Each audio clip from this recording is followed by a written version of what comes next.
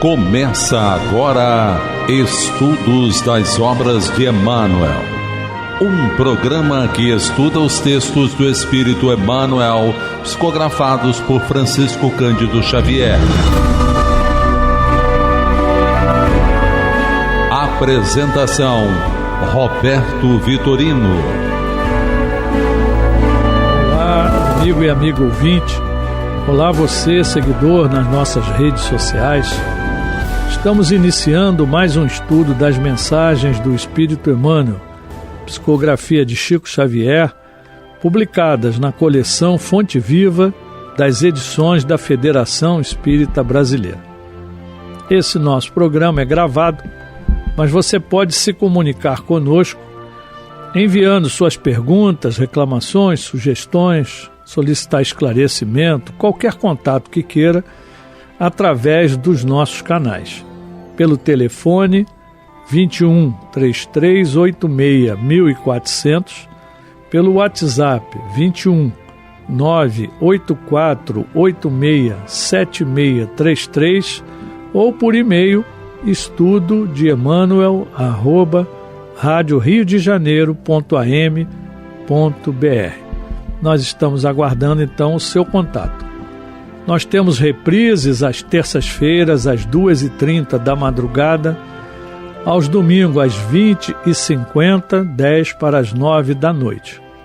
E no nosso site, radioriodejaneiro.digital, os nossos 4 últimos programas gravados. No YouTube, Rádio Rio de Janeiro, na playlist, todos os nossos programas. Hoje nós vamos estudar a mensagem número 81 do livro Caminho, Verdade e Vida, Ordenações Humanas, que será lido pelo nosso conselheiro da Fundação, nosso irmão João Nogueira. Do livro Caminho, Verdade e Vida, autoria de Emmanuel, psicografia de Francisco Cândido Xavier, Ordenações Humanas. E Emmanuel se baseia na primeira epístola de Pedro, capítulo 2, versículo 13, quando diz: sujeitai-vos, pois, a toda ordenação humana por amor do Senhor. E Emmanuel nos ensina: certos temperamentos impulsivos, aproximando-se das lições do Cristo, presumem no Evangelho um tratado de princípios destruidores da ordem existente no mundo. Há quem figure no mestre um anarquista vigoroso, inflamado de cóleras sublimes. Jesus, porém, nunca será patrono da desordem. A novidade que transborda do Evangelho não aconselha ao espírito mais humilhado da terra a adoção de armas contra irmãos, mas sim que se humilhe ainda mais, tomando a cruz a exemplo do Salvador. Claro está que a Boa Nova não ensina a genuflexão ante a tirania insolente. Entretanto, pede respeito às ordenações humanas por amor ao Mestre Divino. Se o detentor da autoridade exige mais do que lhe compete, transforma-se num déspota que o Senhor corrigirá através das circunstâncias que lhe expressam os desígnios no momento oportuno. Essa certeza é mais um fator de tranquilidade para o servo cristão que, em hipótese alguma, deve quebrar o ritmo da harmonia. Não te faças, pois, indiferente às ordenações da máquina de trabalho em que te encontras. É possível que muita vez não te correspondam aos desejos, mas lembra-te de que Jesus é o supremo ordenador na terra e não te situaria ao esforço pessoal onde o teu concurso fosse desnecessário. Tens algo de sagrado a fazer onde respiras no dia de hoje. Com expressões de revolta, tua atividade será negativa. Recorda-te de semelhante verdade e submete-te às ordenações humanas por amor ao Senhor Divino. Emmanuel. Emmanuel sempre nos falando como se tivesse do nosso lado, né? Diretamente para nós. E o interessante, mais uma vez, ele vai buscar a primeira epístola de Pedro, no capítulo 2, e Pedro fala a mesma coisa, o que está correto, né? É bem coerente, porque Emmanuel é o seguidor, e as escrituras estão lá, claras para todos consultarem e para seguirmos, né? É claro.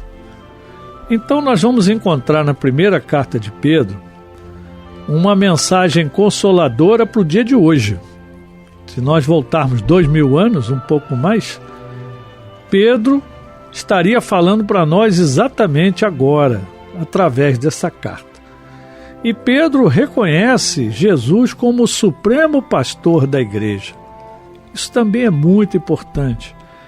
Ah, mas nós não temos igreja, nós temos centro espírita. Não importa, qualquer grupo de reunião em que se juntam as pessoas para estudar o Evangelho, isto é uma igreja. Não é o templo, mas é o agrupamento que estuda e procura seguir o Evangelho de Jesus. Então somos todos igreja, sem sombra de dúvida.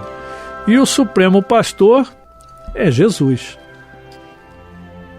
Pedro ainda nos diz que o apóstolo, ele, Pedro, nos ensina a viver de modo digno de Deus em meio ao sofrimento. Todos sofremos, estamos num mundo de provas e expiações. E Pedro também nos orienta como nós devemos nos portar como cristãos nos diversos relacionamentos, seja governo, trabalho, relacionamento familiar, qualquer tipo. E Pedro nos diz, a maior certeza que temos nessas relações para nós agirmos de forma adequada é que Cristo nos é apresentado como nosso modelo. Então, a famosa pergunta que a gente faz, como Jesus Cristo se comportaria nesta situação? Qual seria a solução? E aí a gente pode até errar, mas certamente vamos errar muito menos. Não que o modelo esteja errado, a nossa compreensão é que muitas vezes a gente deixa a desejar. Mas é o nosso modelo. E todas as vezes que a gente parar para pensar, a gente vai errar menos. Pedro ainda nos diz da esperança aos cristãos perseguidos. E olha que ele escreveu isso lá no início, do cristianismo. E hoje, por exemplo, nós temos irmãos cristãos que não podem entrar na sua igreja. Irmãos cristãos que estão sendo banidos dos seus países, das suas comunidades, por questões diversas. Mas, de qualquer maneira, os cristãos continuam sendo perseguidos. E Pedro nos orienta com instruções práticas, Como é que nós vamos viver uma vida consistente seguindo Jesus? Então, Pedro praticamente determina aos cristãos que se submetam às autoridades humanas, deixando claro que isso é uma obrigação de todo cristão. Ainda nos diz que nós devemos nos submeter como os cristãos, não somente às autoridades civis, mas todo tipo de governo que eles encontrarem pela frente. Não devemos nos submeter por força ou por coação, mas de bom grado e com alegria, para que Deus seja glorificado. Os cristãos jamais devem ter uma atitude de rebeldia. Então, na primeira carta de Pedro, no capítulo 2, Pedro nos diz: livrem-se de toda maldade e todo engano, hipocrisia, inveja e toda espécie de maledicência. Desejem de coração o leite espiritual puro, para que por meio dele cresçam para a salvação. Agora que provaram que o Senhor é bom. Então Pedro está nos dizendo, se nós já vimos que o Senhor é bom, que tudo que Ele veio nos ensinar é para o nosso bem, então nós devemos seguir com tranquilidade. Não podemos seguir as maldades, nem os nossos erros e todas as bobagens, né, que nós ainda fazemos como seres humanos, que somos imperfeitos. E Pedro ainda nos diz, à medida que se aproximam do Cristo, né, a pedra viva, rejeitada pelos homens, mas escolhida por Deus e preciosa para Ele. Então, Jesus é a pedra viva. E Pedro nos diz, vocês também estão sendo utilizados como pedras vivas na edificação de uma casa espiritual para serem sacerdócio santo, oferecendo sacrifícios espirituais aceitáveis a Deus por meio de Jesus Cristo. Então Jesus é a pedra viva e nós fomos colocados na terra como pedras vivas também para edificar essa casa espiritual que é o reino de Deus na terra. Pedro nos alerta que na Escritura Jesus nos fala, eis que ponho em Sião uma pedra angular, escolhida e preciosa, e aquele que nela confia jamais será envergonhado. E Pedro nos diz, para vocês, os que creem, esta pedra é preciosa. Mas para os que não creem, a pedra que os construtores rejeitaram tornou-se a pedra angular, e pedra de tropeço e rocha que faz cair. Os que não creem tropeçam porque desobedecem à mensagem, para o que também foram destinados. Então, é interessante que ele deixa claro que aqueles que não seguirem Jesus vão tropeçar, vão ter dificuldades, né? E aí ele nos alerta, vocês, porém, são geração eleita, nação santa, para anunciar as grandezas daquele que o chamou das trevas para a sua maravilhosa luz. Antes, vocês nem sequer eram povo, mas agora são povo de Deus. Não haviam recebido misericórdia, mas agora a receberam. Então, os benefícios que Jesus veio trazer para nós, nos esclarecer sobre a lei do amor, como nós devemos nos comportar, serão colhidos no momento adequado. Então nós temos que continuar confiando e seguindo o seu exemplo. E Paulo ainda diz, amados, insisto que, como estrangeiros e peregrinos no mundo, vocês se abstenham dos desejos carnais que guerreiam contra a alma. Ou seja, que a gente dê mais valor ao espírito do que às coisas da terra. Vivam entre os pagãos de maneira exemplar, para que, naquilo que os acusem de praticarem o mal, observem as boas obras que vocês pratiquem e glorifiquem a Deus no dia da sua intervenção. Então, tudo que nós devemos fazer deve ser exemplo para todos, tá? E quando alguém nos acusar de qualquer coisa, nós estamos com a consciência tranquila. E Deus está vendo, Deus sabe perfeitamente.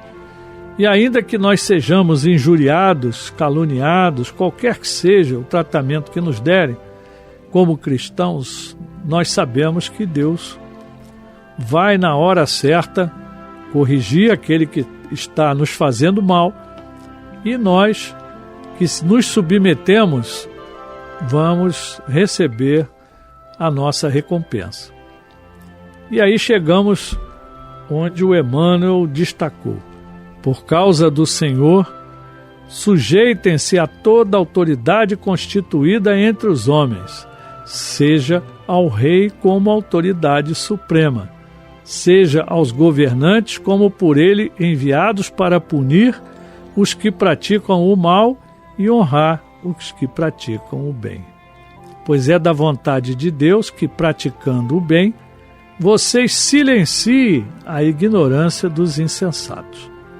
Vivam como pessoas livres, Mas não usem a liberdade como desculpa para fazer o mal. Vivam como servos de Deus. Tratem a todos com o devido respeito. Amem os irmãos, temam a Deus e honrem o rei. E ele ainda complementa: escravos, sujeitem-se a seus senhores com todo respeito, não apenas aos bons e amáveis, mas também aos maus.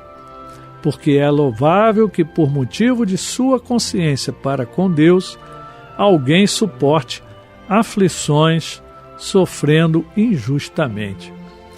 Então é interessante, quando Pedro coloca bem claro para nós que nós temos que nos submeter à autoridade constituída, concordando ou não, aceitando ou não. Porque a autoridade também foi permitido que Deus agisse através dessas autoridades. E se aquilo para nós dói, podemos estar espiando, podemos estar buscando a nossa regeneração, se aceitarmos com tranquilidade. Tá? Então, temos que fazer o bem e silenciar aqueles que nos provocam. Tá? Que a nossa liberdade é sempre para praticar o bem. Nós devemos amar os irmãos, temer a Deus e honrar o rei, o representante da autoridade, onde quer que nós estejamos. E mais adiante ele ainda complementa: Cristo sofreu no lugar de vocês, deixando-lhes exemplo para que sigam os seus passos. Ele não cometeu pecado algum e nenhum engano foi encontrado em sua boca. Quando insultado, não revidava. Quando sofria, não fazia ameaças, mas entregava-se àquele que julga com justiça. E ele, através desse exemplo, ele fez tudo isso para que nós morrêssemos para os pecados, ou seja, para os nossos erros, e vivêssemos para a justiça verdadeira. Então, ele completa: pois vocês eram como ovelhas desgarradas, mas agora se converteram ao pastor e bispo de suas almas. Então nós estamos no momento em que nós temos no mundo inteiro irmãos passando por grandes dificuldades, governos no nosso mundo todo, em toda a terra, em todas as nações, pessoas que abusam da sua autoridade, pessoas que passam por cima das leis, perseguem, como eu falei lá no início, cristãos que são impedidos de praticar a sua religião, cristãos que são cerceados na sua liberdade. Mas isso tudo, como Pedro nos coloca e o Emmanuel vai nos ressaltar, é teste para todos nós, porque um dia tudo passa. E quem é que é o errado nessa história toda? Exatamente aqueles que estão praticando o mal. E nós, ainda que tenhamos sofrido, se nós praticarmos o bem, chegaremos na nossa prestação de conta com cabeça erguida, com tranquilidade. Emmanuel vem nos dizer, temperamentos impulsivos, pessoas que mal começam a ler os evangelhos e já acham que o tratado é simplesmente para destruir a ordem existente. Então vamos acabar com esses governos, vamos acabar com essa perseguição, e colocam Jesus como um anarquista, aquele que não segue regra nenhuma, e com muita cólera. E nós sabemos que não foi nada disso que Jesus fez, muito pelo contrário, Então, Jesus, a primeira coisa que ele nos diz é: toda a lei e todos os profetas permanecem. Então ele não anulou nada. Ele foi castigado, foi punido, foi crucificado, foi morto, sem ter culpa de nada. E nós que conhecemos um pouco da história, sabemos que ele fez tudo isso para quê? Para nos dar o exemplo. Então, é difícil? É.